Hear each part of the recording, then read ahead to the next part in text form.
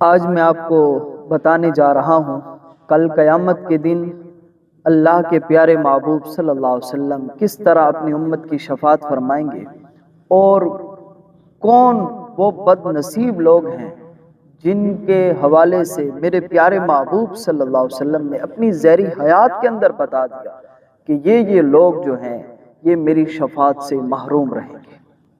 آؤ سنیے، صحیح بخاری شریف کی حدیث مبارکہ ہے۔ حضرت انس بن مالک رضی اللہ تعالیٰ عنہ سے مروی ہے، فرماتے ہیں کہ مجھے اللہ کے پیارے محبوب صلی اللہ علیہ وسلم نے فرمایا کہ مجھے شفاعت کا جو اذن ہے وہ اللہ تبارک و تعالی جل جلالہ نے عطا فرما دیا ہے۔ اللہ اکبر۔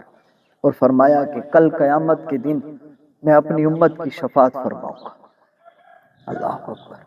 اور ساتھ فرمایا کہ سن لو، یہ لوگ جو ہیں میری شفاعت سے محروم رہیں گے۔ میرے کریم نے فرمایا من مات من امتی لا یشرک باللہ، فرمایا جو میری امت میں سے فوت ہو گیا، اس حال کے اندر فوت ہوا کہ وہ رب کریم کے ساتھ کسی کو شریک ٹھہراتا تھا۔ گویا کہ رب کے ساتھ کسی کو جو لوگ شریک ٹھہراتے ہیں، میرے پیارے محبوب صلی اللہ علیہ وآلہ وسلم نے فرمایا وہ لوگ سن لے، کل قیامت کے دن ان کی میں شفاعت نہیں فرماؤں گا۔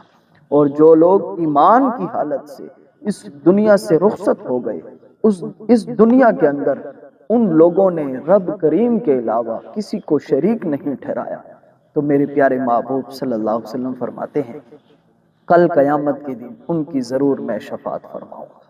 اللہ اکبر۔ اللہ تعالیٰ سے دعا ہے کہ اللہ تعالیٰ ہمیں بھی اپنے پیارے محبوب صلی اللہ علیہ وسلم کی شفاعت سے مالا مال فرمائے، اور ہمارا خاتمہ ایمان پر فرمائے، اور ہم پوری زندگی کے اندر ہماری اور ہماری اولادیں بھی رب کریم کے ساتھ کسی کو شریک نہ ٹھہرائے۔ وہی وحدہ لا شریک ذات ہے، وہی خالق ہے، وہی مالک ہے، وہی رازق ہے۔ اللہ تعالیٰ سے دعا ہے کہ اللہ تعالیٰ ہمارا خاتمہ ایمان پر فرمائے۔ آمین بجاہ النبیین صلی اللہ علیہ وآلہ وسلم۔